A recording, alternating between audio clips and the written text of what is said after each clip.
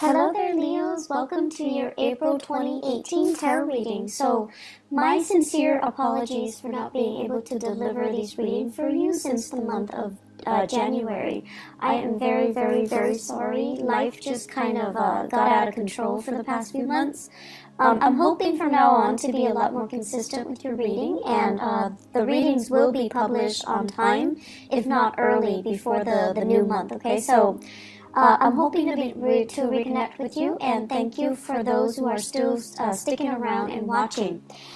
So first off, the way this reading is going to go for this month, maybe for next month as well, I've chosen to do the audio recording mainly because it is easier on me. I have to do, 12 of these, and then in the past months I've tried to do a mid-month reading too, so energetically it was very, very, very taxing. It was very tiring to do, and it was also quite time-consuming. So I'm hoping to reduce the time in which I do the general reading, and I'm hoping to find a strategy that works best for me. So this is my compromise here.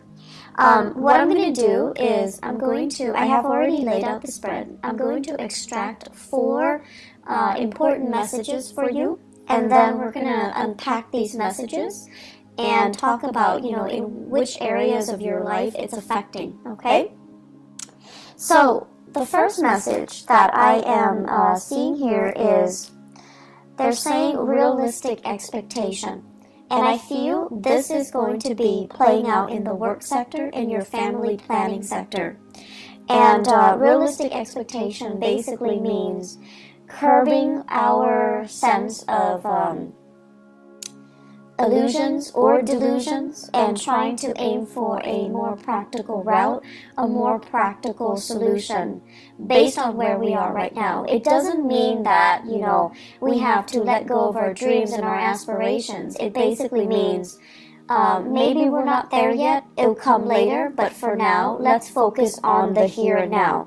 Looking at what's in front of you and narrowing your scope a little bit so that you're able to solve what's in front of you, and then later on, it's sort of like we'll cross that bridge when we get there, okay?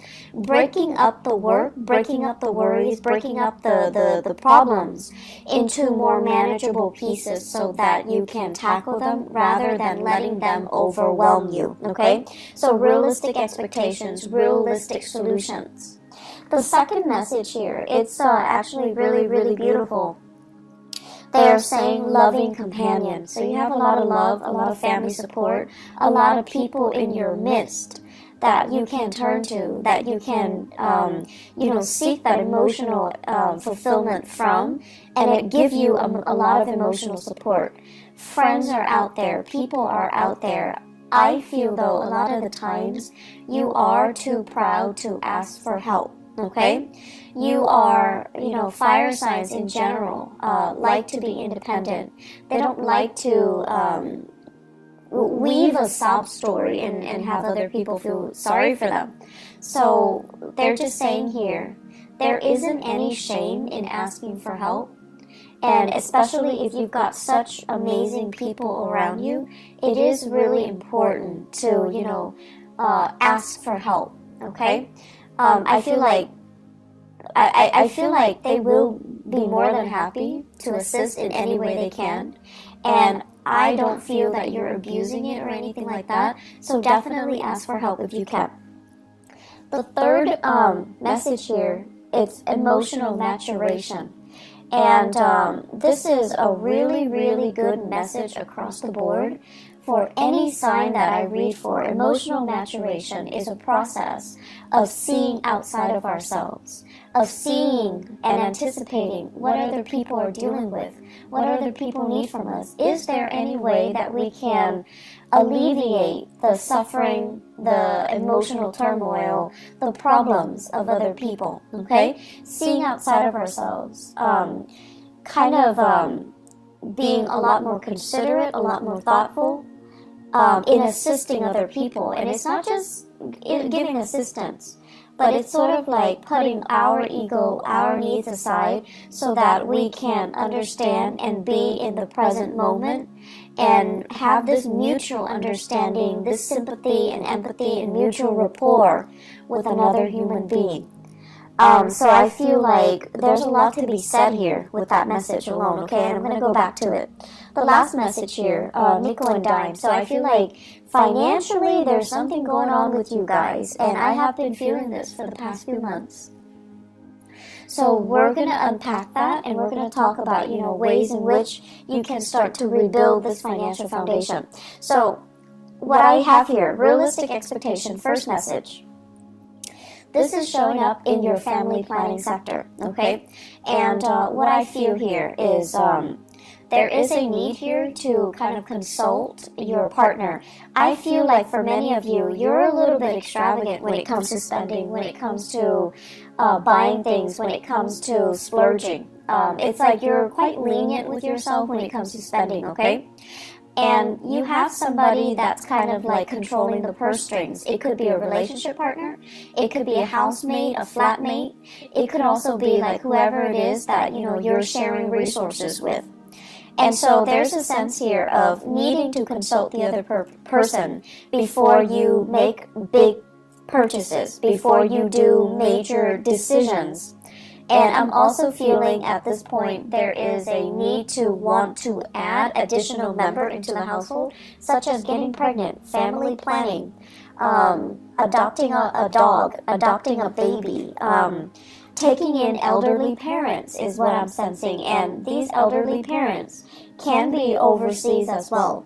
So I feel like there's this discussion, this conversation about getting more people into the household, or the household is getting a little bit too crowded, so why don't we leave the household and seek our own space, seek a bigger housing environment, or purchase a property outright. So I feel like there's some fluctuation here within the home, but either way, it points towards expansion, it points towards something bigger, something better, okay? And so financially, whenever we want to move to a house, or whenever we want to bring another person into our household, we want the best conditions. And I feel like with you guys, family means so much to you.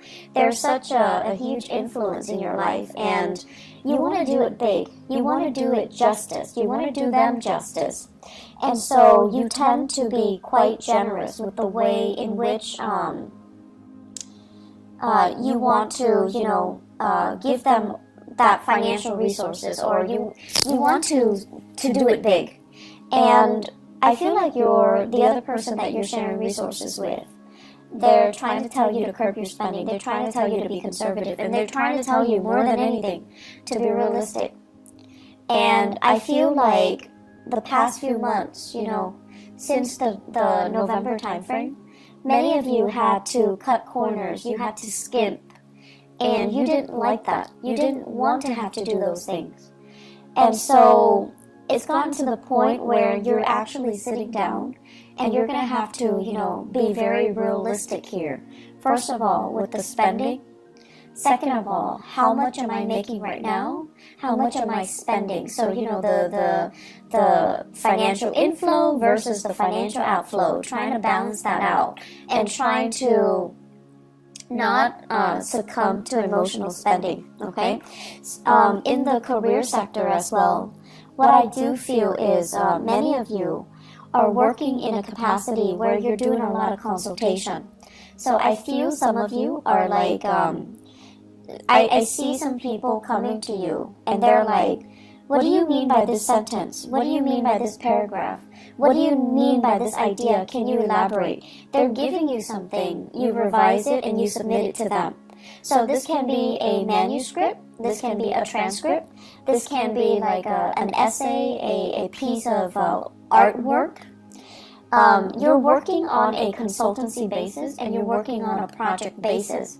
And so the financial inflow might not be, consistent. It doesn't feel to me like a regular 9-to-5 work. It seems to me like contract work.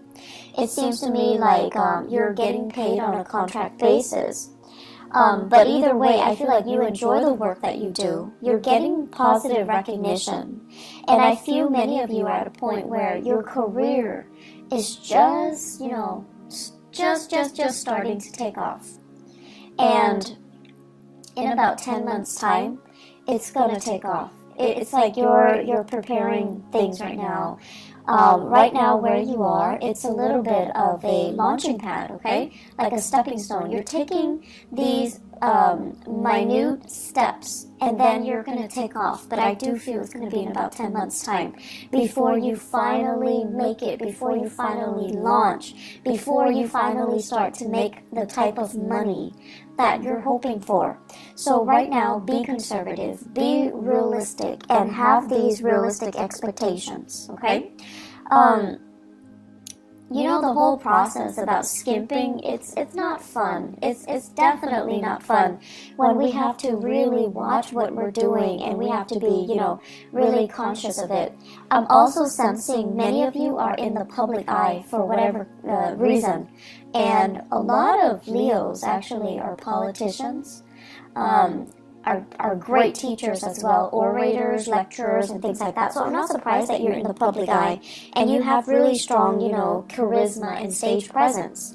So if you are in the public eye, you're also being extra careful about what you're doing and how you're being perceived and how other people, you know, how you are portrayed in through even social media, even through, you know, newsprint. So I feel like you're trying to curate this persona so that you can, you know, maintain that good role model persona, so that you can, you know, be a positive influence for other people. So I feel like a little bit of management when it comes to how you portray yourself, how you want other people to portray you or to think of you, okay? So a little bit of like reputation management. Not in a bad way at all, but I definitely feel you're erring on the side of caution when it comes to your image, when it comes to your spending, and when it comes to being very realistic about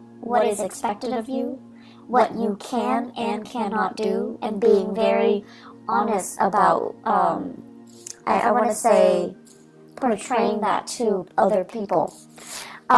Second message, loving, they're saying as well loving partner, but they say the first message is loving companion. In partnerships though, I feel like many of you are blessed with a very, very emotionally stable partner.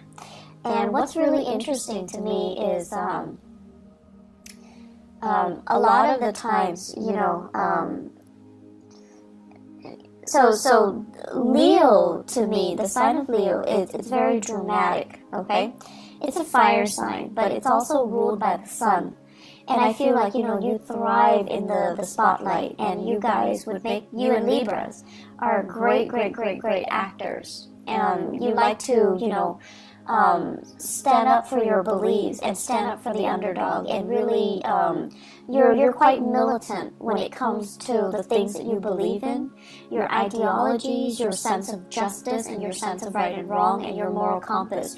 You're very apt about defending what you feel is right, okay? But I also feel like there is a sense of spectacle and drama associated with the things that you like to do. You like high intensity. And so naturally, I see a lot of Leo people naturally attracted to a partner that is a little bit milder, a little bit more distant, a little bit more emotionally controlled. And I feel like you're naturally drawn to these people because of differences. But you're also drawn to them because I feel like they make you feel stable. When you're interacting with them, they help calm you down. They help to really mellow you out. And because they're so calm and so cool and collected, they're naturally drawn to your energy. They're naturally drawn to that sense of drama and passion. And there's just immense chemistry. So you have a partner here that is very like, it's like a calm lake, okay? Someone who's really calm, and they're great under pressure, and they never act out of character. They never break that facade, which I think is really admirable. So you have a partner here that is kind of someone who's like, I don't want to say indulging you, because that sounds so patronizing, but I don't feel like it has any negative connotation. So for example, I see you guys excitedly, coming home, and you have this latest project, this latest idea that you want to implement, and you're like, talking a mile a minute, excitedly gesturing and telling your partner about everything that you experience and what you're planning to do. And I see your partner sitting there kind of smiling with a little bit of a smirk, because they're amused. They're amused by how excitable you can get. They're amused by how passionate you can be. And they're amused by how, totally immersed you are when you are passionate about something. I feel like that's why they're really, really drawn towards you guys. And you know how when you watch children, when they're really, really immersed in something, they're like so happy. They're just so pure, and just all you see is this ball of joy. And that's what it feels like to your partner when they're observing you do something. They're just amazed by how, I want to say, single-minded you can be when you are really, really passionate about something. And so you've got a partner that is really emotionally supportive. You've got a partner that is, it's like they're willing to go above and beyond just to capture that moment, just to, sustain or recreate or to maintain that moment so that you can be so happy, okay? Like they love seeing that in you, and they're willing to jump through hoops to make it happen, just to realize your dreams, just to make you constantly that happy. For many of you, I feel here you have a water sign, a Pisces, Cancer, Scorpio. This is a person that is really, really, really grounded. They love you, they support you, and they don't feel threatened at all by your achievement. So, needless to say, I just feel like a good partner should never feel threatened. A good partner should always emotionally support us from behind the scenes if they need to, okay? But some couples, it's really difficult for them to share the spotlight. But I feel with your relationship partner, you've got somebody that is really, really, really willing to get their hands dirty, willing to make it through with you, willing to, go through thick and thin with you. So you've got somebody who is really amazing by your side. For others of you, I feel here an earth sign, okay? So a Taurus, a Virgo, or a Capricorn. And I'm sensing so if it's an earth sign, the tendency is like this. You give them all these ideas, and rather than just being quiet, they're going to say okay, you can do this, but you're going to need to change these things. So it feels a little bit like they're poking holes in your theory, and you're going to feel like, but this is just the preliminary stages. I'm just thinking about this right now, and this is not the final product. And so you're getting a little bit defensive. But this person, the way that earth signs operate, they show they care by listening to you and giving feedback. That's just the way they are programmed, and that's just the way they operate. And they're not like the water sign where they can sit there and, support you from behind the scenes or, do anything that you help them. But the earth signs, if you need their help, 100% they will be there, even if they don't agree with you, even if they feel like this is like a pipe dream, it's never going to come together. If you need their help, and if they can be of assistance in any way, they're going to be there. They're going to be the one passing out the flyers. They're going to be, up at 3 a.m. with you drawing, making posters, painting murals, and things like that. So people show their love in different ways. People show their support in different ways. And so just because one person is like listening and they're not doing the actions like the water sign, doesn't mean they don't love you. And just because, you know, the other person is like poking holes in your theory, like the earth sign, they're a little bit more critical, and they need to make sure that you know what you're getting yourself into. Just because they care. That's just the way they care. It doesn't really diminish the love and the support, okay?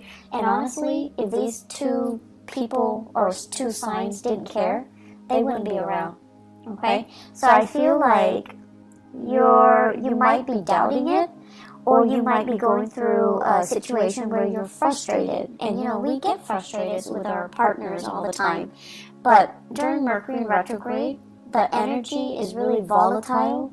So it is important for us to really put ourselves in other people's shoes, and especially learn to put ourselves in our loved ones' shoes and see how they feel about us, and see how they're trying to show they care through the ways that they can support you, or the things that they can help you with, okay? So I feel like you've got someone who's really loving by your side.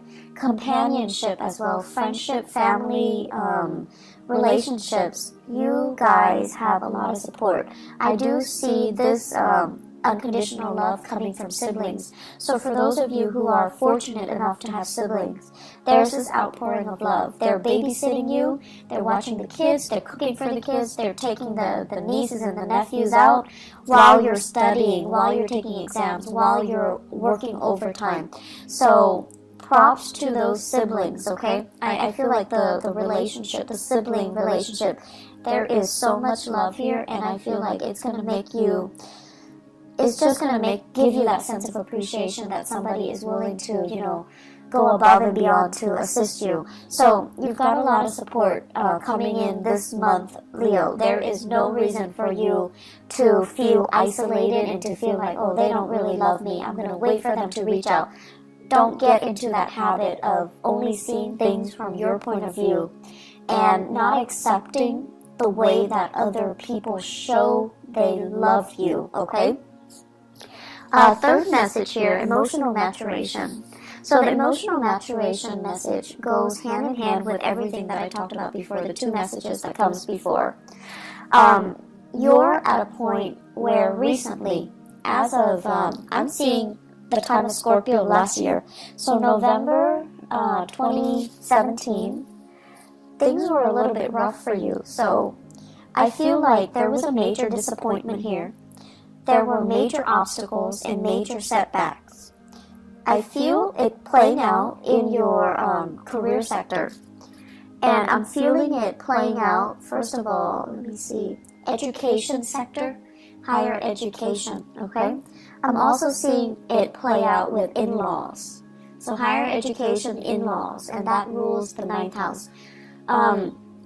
So whatever the setback is, you overcame it, and it left you feeling very jaded and very emotionally distraught. If it happened with in-laws, you feel like, I don't know how they feel about me. I don't know if they like me. I don't know if I like them. So I feel that. If it happened in the higher education sector, I feel like you feel disillusioned. You feel like, is this the right field? Am I going to be able to get a good job? I've invested so much time. Am I going to be able to, you know, am I still in love with the work? Am I still in love with the profession? Am I still in love with the subject matter to be doing it for the rest of my life? So you have some major dilemmas or even major like turning points in your life when it came to your career and also education, okay? And when it comes to the career sector, it's almost like you had to, I'm seeing here, the work itself shouldn't be physically taxing, but it was very physically taxing. I see you traveling distances, like huge distances. I'm seeing you operating or working on uneven terrain in areas that are like, you know, it's like you have to be the one to create that trail. it's like you're in a virgin land, and there isn't a trail that's already created for you, so you have to blaze that trail. I'm also seeing you carrying a lot of heavy equipment, living in quite, difficult circumstances, camping out, not having access to, clean and comfortable sleeping arrangements. So it's kind of physically difficult, okay? Like it's physically taxing, it's exhausting. So I feel like you were really challenged. And that, all of it, you overcame it. It made you a lot stronger, honestly. It made you a lot more, I feel like, rough around the edges. But it made you a lot stronger. So the emotional maturation basically means, I feel like it can go one of two ways. Because you've been through all of this, through all this hardship, and you came out okay, I feel like you can come out a little bit jaded. And so when people are whining, about, my TV's not working, or like, my water got shut off for 2 hours this morning, you're just like, I can't really sympathize. I had to sleep on the floor for 3 months. I had to sleep in a tent with mud underneath me and the rain just pouring on me. Things like that. You've endured your share of hardship, and now people are telling you about very mundane problems, and you're brushing it off because you can no longer relate. And I feel like that is a little bit of a negative way of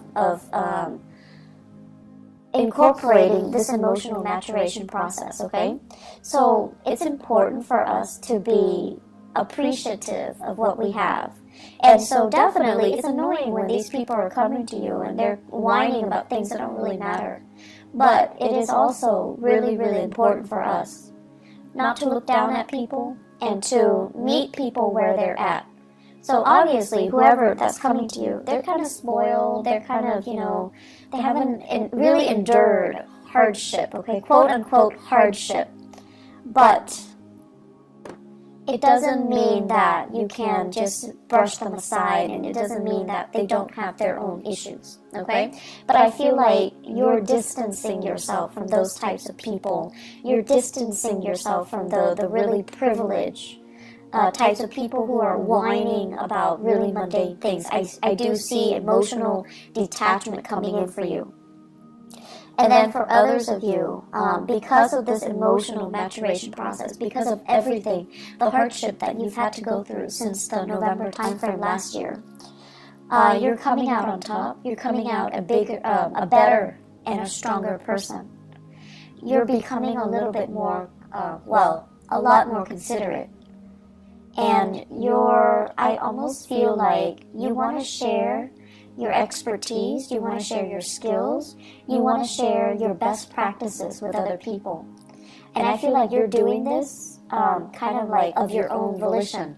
So you're seeing somebody struggling and you're like, hey, I was, going through that last year. Let me give these people a few pointers.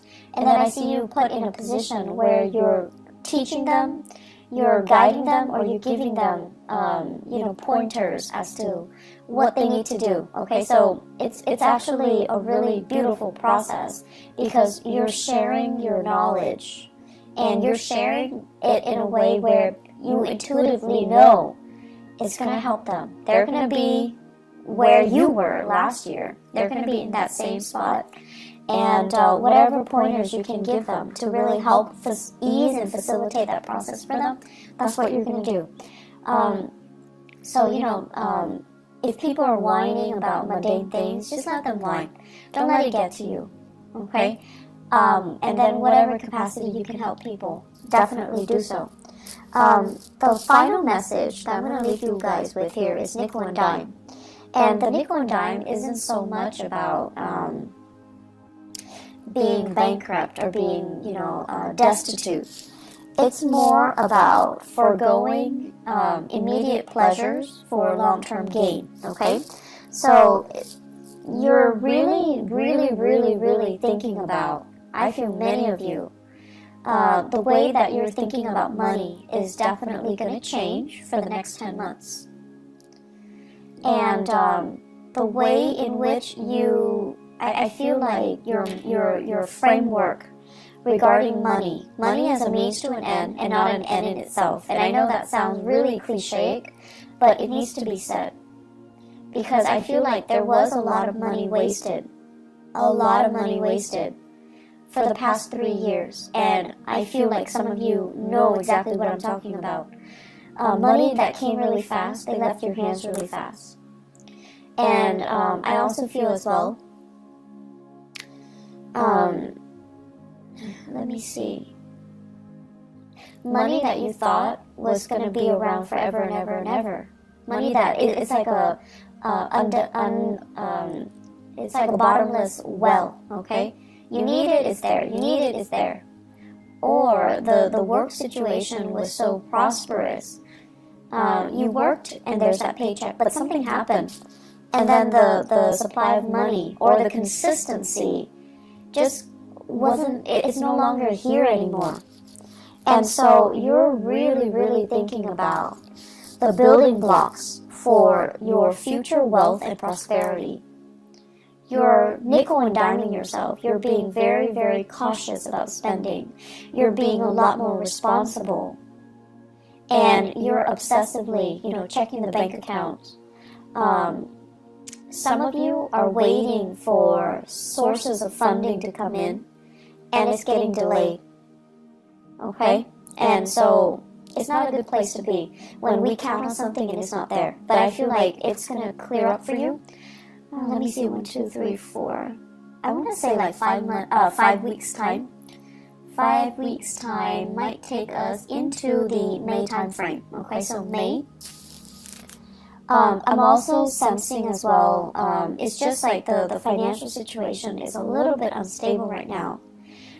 Keep trucking on, keep saving, and I know it's not fun to, have to nickel and dime ourselves and to have to, be super, super conservative.